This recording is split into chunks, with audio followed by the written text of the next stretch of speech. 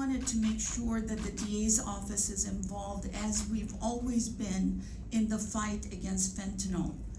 Operation Blue Lotus is an example of excellence, of working together, of synergizing our power in order to defeat a very, very big monster with multiple heads, which is what fentanyl is.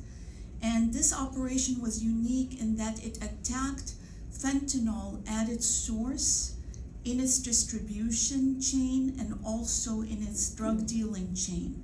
So it attacked all parts of the fentanyl surge and fentanyl crisis that we're dealing with. I think it's important to just reset for a moment to understand why this is so important. And if we look at death as the ultimate harm that anyone can commit on someone, then you have to look no further than the fact that fentanyl killed 70,000 people in the United States.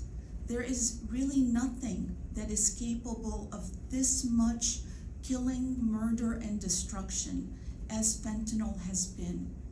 And when you look across the United States, you also see that over 40,000 of those killed were young people, ages 18 to 45. There is no other cause that even comes close. Car accidents, guns, suicide, COVID, heart attacks, everything paled in comparison to the destruction of fentanyl. When you look across the United States, maybe the most heartbreaking are the 1,550 adolescents, children, that died because of fentanyl.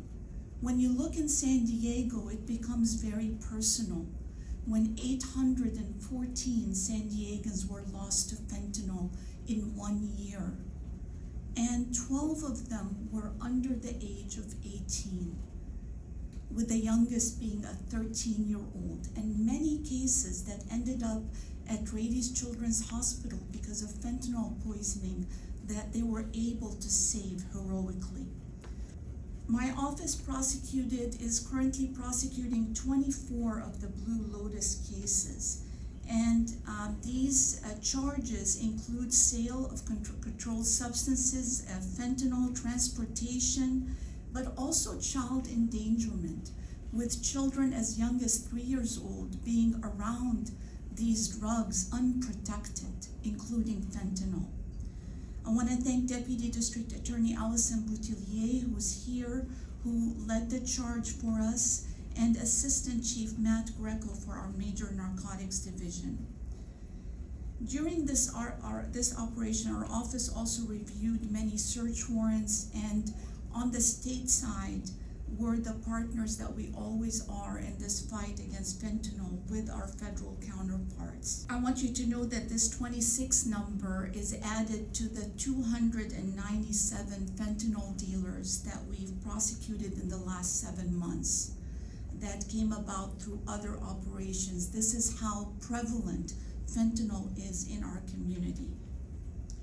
Of course, at the same time, we need to continue the fight for prevention, for education, while prosecuting and making sure that these killers are held accountable.